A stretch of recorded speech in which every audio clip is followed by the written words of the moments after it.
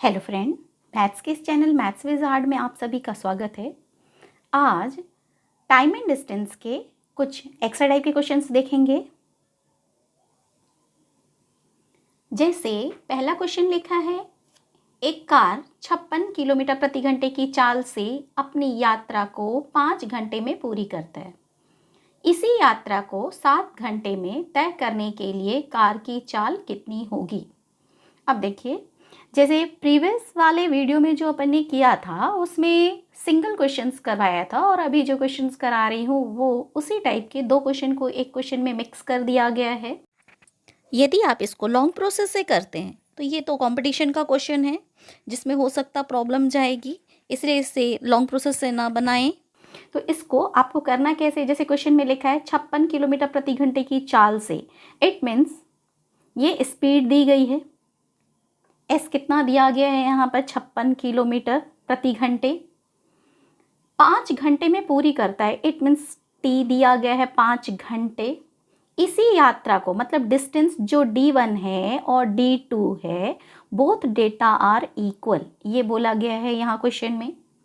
7 घंटे में तय कर, D1 दिया गया है तो T2 कितना हो गया 7 आवर्स। कार की चाल कितनी होगी, यहाँ पर S2 पूछा गया है।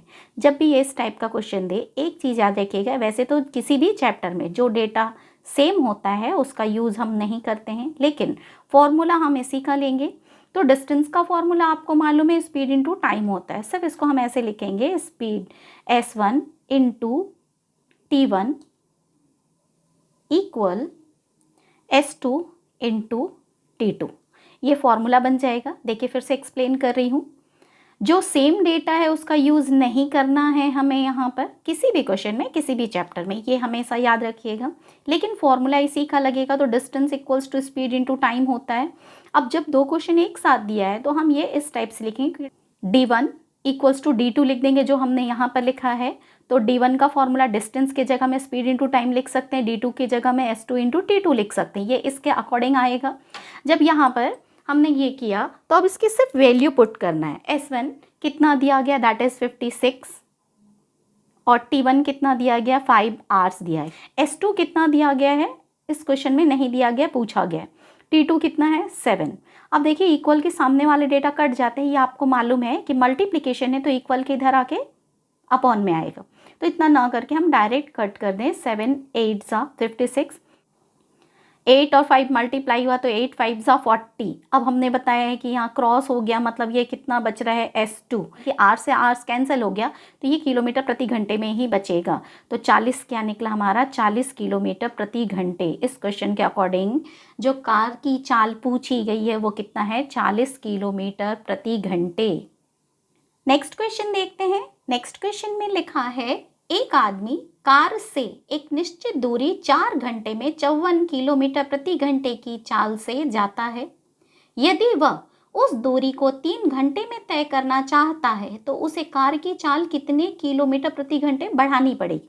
अब हमें फॉर्मूला तो वैसे ही पुट करना है जैसे अपन ने अभी किया था, मतलब S1 यहाँ पर दिया है 54 किलोमीटर प्रति घंटे और टाइम कितना लग रहा है, टाइम टेकन 4 आवर्स। इसके अकॉर्डिंग S2 वो बोला गया है कितने किलोमीटर, मतलब अभी तो पहले हमें S2 निकालना पड़ेगा, उसके बाद हम निकालेंगे।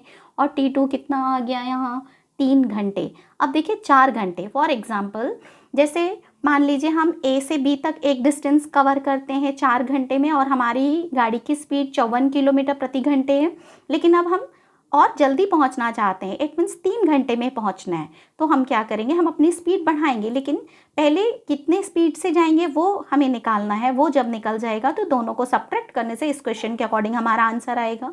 अब डिस्टेंस सेम बोला गया है तो डिस्टेंस इक्वल्स टू आपको मालूम है D1 इक्वल्स टू D2, जैसे पहले वाले क्वेश्चन में लिखा था।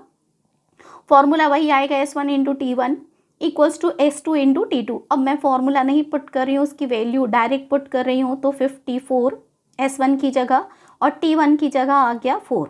S2 हमने डायरेक्ट बैठा दिया और T2 कितना दिया गया, T2 दिया गया है यहाँ पर 3 घंटे।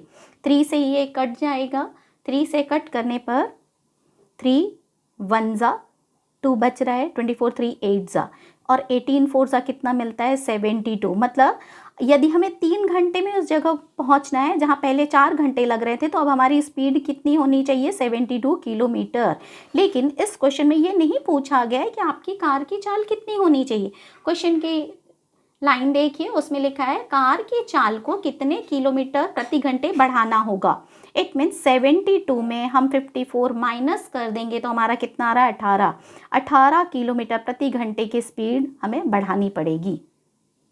नेक्स्ट क्वेश्चन देखते हैं। नेक्स्ट क्वेश्चन में लिखा है 60 किलोमीटर प्रति घंटे की चाल से चलती हुई एक ट्रेन 1440 किलोमीटर की दूरी 16 घंटे में तय करती है। उसी चाल से 450 किलोमीटर की दूरी तय करने में उसे कितना समय लगेगा। अब क्वेश्चन के अकॉर्डिंग पहले डेटा देखते हैं। S1 कितना दिया गया है 60 kilometre per hour. Kilometre distance दी गई है यहाँ पर 1440 किलोमीटर, मतलब ये डिस्टेंस दी गई है, और टाइम टेकन दिया गया है 16 आवर। नेक्स्ट, अब इसमें यदि हम देखें तो नेक्स्ट लाइन में लिखा है कि डिस्टेंस उसी चाल से, मतलब S1 और S2 both data are equal. S2 यहाँ आएगा, S1 यहाँ लिखेंगे। अब D1 लिखा है तो D2 कितना दिया गया है, दैट इज 450 किलोमीटर दिया गया है, और टाइम यहाँ T2 कितना समय लगेगा ये पूछा गया। अभी मैंने प्रीवियस वाले में कराया था कि जो डेटा सेम है उसका हम यूज़ नहीं करते हैं, लेकिन इसका फॉर्मूला जरूर लिखेंगे। यहाँ स्पीड सेम बोली गई है तो स्पीड का यूज़ नहीं करेंगे। यदि आप यहाँ 60 बैठा के इन दोनों को डिवाइड करके अगर टाइम निकालेंगे तो नहीं निकलेगा। क्यों? क्योंकि यहाँ देखिए, यदि हम स्पीड और टाइम को मल्टीप्लाई करते हैं तो डिस्टेंस नहीं मिलता है। ऐसे क्रॉस क्वेश्चन दे सकता है, इसलिए कभी भी डेटा दिया हो ऐसा करना ही नहीं है। आपको कैसे निकालना है, जो डेटा सेम दी गई है उसका यूज नहीं करना है, लेकिन इसका फॉर्मूला लिखेंगे। अब स्पीड का फॉर्मूला क्या होता है, speed equals to distance upon time होता है। तो हमारा फॉर्मूला क्या बन जाएगा, D1 अपॉन T1 और D2 अपॉन T2। इसके अकॉर्डिंग D1 कितना दिया गया है यहाँ पर 1440 अपॉन 16, और D2 दिया गया है 450 अपॉन T2 फाइंड आउट करने बोला गया है। इक्वल के सामने वाले डेटा कट जाते हैं, ऊपर से नीचे डेटा ये कैंसिल हो जाते हैं, तो हम ये ऐसे ही क्रॉस कर लेंगे, ये नहीं कि क्रॉस मल्टीप्लिकेशन करके आगे बढ़ें। 0 से 0 कैंसिल हो जाएगा। 16 के टेबल में कितने टाइम्स में है ये 16, 9 ज़ा 144, 9 से 45 को हमने डिवाइड किया, 9 5 ज़ा 45, मतलब T2 अगर यहाँ क्रॉस मल्टीप्लाई हो रहा है तो T2 की वैल्यू कितनी आ रही है 5 घंटे। टाइम टेकन, टाइम कितना लग रहा है उसको 5 घंटे। नेक्स्ट क्वेश्चन देखते हैं। नेक्स्ट क्वेश्चन में लिखा है एक लड़का 1 घंटे 20 मिनट में 10 किलोमीटर पैदल चलता है, तो वह 6 घंटे में कितनी दूर पैदल चलेगा। अब देखिए यहाँ पर क्वेश्चन में जो टाइम दिया गया है पहले लाइन में 1 घंटा 20 मिनट दिया गया है, और कितना चलता है 10 किलोमीटर। इट मीन्स ये दिया है D1 10 किलोमीटर। नेक्स्ट पूछा गया 6 घंटे में वह कितनी दूर पैदल चलेगा। यहाँ पर T1 दिया था तो अब यह हमने क्या लिख दिया T2 6 घंटे, और यहाँ कितनी दूर पैदल चलेगा मतलब D2 पूछा गया है क्वेश्चन के अकॉर्डिंग। अब देखिए इसके अकॉर्डिंग पहले फार्मूला से अपन करते हैं। यहाँ पर जो फार्मूला यूज़ किया था, यहाँ पर स्पीड सेम बोली गई है, कुछ नहीं देने का मतलब। स्पीड का फॉर्मूला क्या लगता है, speed equals to distance upon time.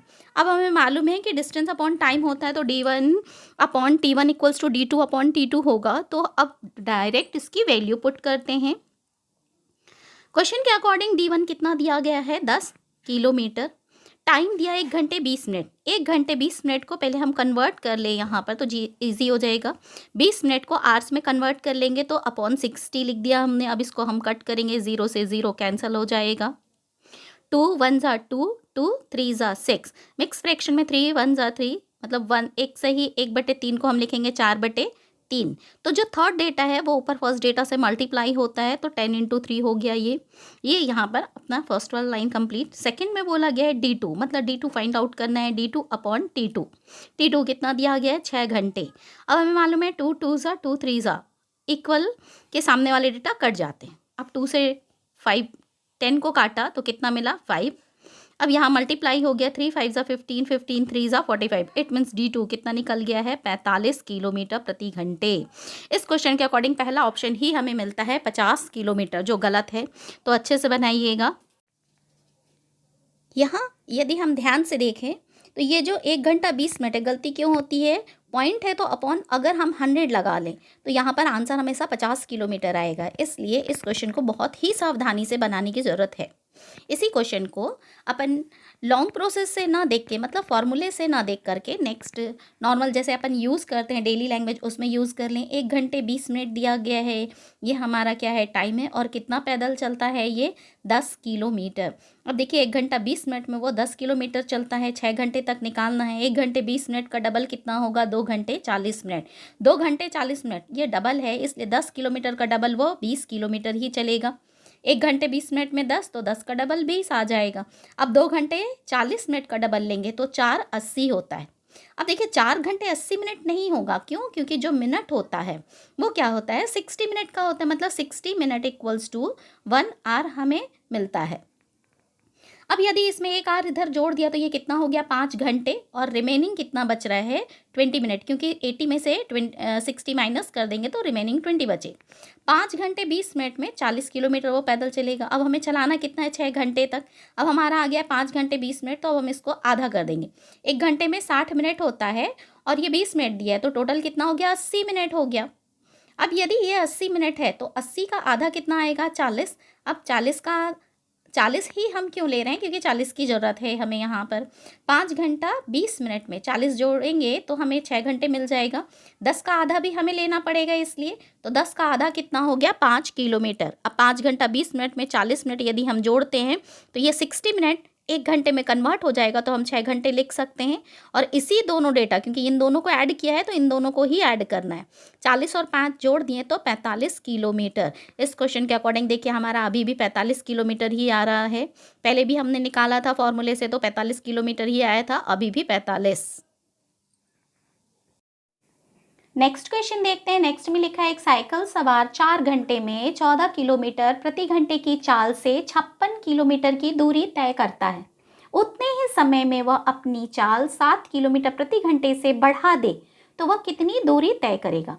अब देखिए यहाँ टाइम दिया गया है, कितना दिया गया है, 4 घंटे। 14 किलोमीटर प्रति घंटे मतलब स्पीड दी गई है 14 किलोमीटर प्रति घंटे। डिस्टेंस कितनी दी गई है, 56 किलोमीटर। अब इसी के अकॉर्डिंग यदि T2 देखें तो T2 यहाँ पर नहीं दिया है, कितनी दूरी तय करेगा उतने ही समय में, मतलब T1 और T2 both data are equal, मतलब इसका यूज़ हमें नहीं करना, इतना तो क्लियर हो गया होगा। स्पीड दिया है अपनी चाल 7 किलोमीटर प्रति घंटे से बढ़ा दे। पहले थी 14, 14 में हमने 7 को ऐड कर दिया है, क्यों, क्योंकि बढ़ाने बोला गया है। तो नई स्पीड कितनी हो गई, 21 किलोमीटर पर आवर। डिस्टेंस पूछा गया है, अब आपको मालूम है time equals to distance upon speed होता है, तो डिस्टेंस अपॉन स्पीड मतलब हम डायरेक्ट बिना फॉर्मूले के हम बैठा सकते हैं, distance upon speed d1 upon s1 लिखा है। अब यहाँ d2 अपॉन s2 लिखेंगे। s2 कितना है, 21। ये कैंसिल हो जाएगा 7 से, 7 2 जा 7 3 जा 2 से ये कैंसिल हो गया, 2 2 जा 4 2 8 जा 16। अब देखिए 28 में 3 का मल्टीप्लिकेशन करना है, ये हमारा d2 निकल जाएगा। 3 8 जा 24, 2 बच गया, 3 2 जा 6, 6 में 2 जोड़ दिए 8 मीन्स d2 कितना आ रहा है, 84 किलोमीटर। d2 डिस्टेंस मतलब 7 किलोमीटर प्रति घंटे से यदि अपनी स्पीड को वो बढ़ा दे तो उतने ही समय में कितनी दूरी तय करेगा, 84 किलोमीटर की डिस्टेंस को वो कवर करेगा। वीडियो यदि पसंद आई हो तो प्लीज़ लाइक कीजिए। आप हमारे चैनल में न्यू हैं या अभी तक हमारे चैनल को सब्सक्राइब नहीं किया है तो प्लीज़ हमारे चैनल को सब्सक्राइब कर लीजिए एंड शेयर करना ना भूलें। Thank you.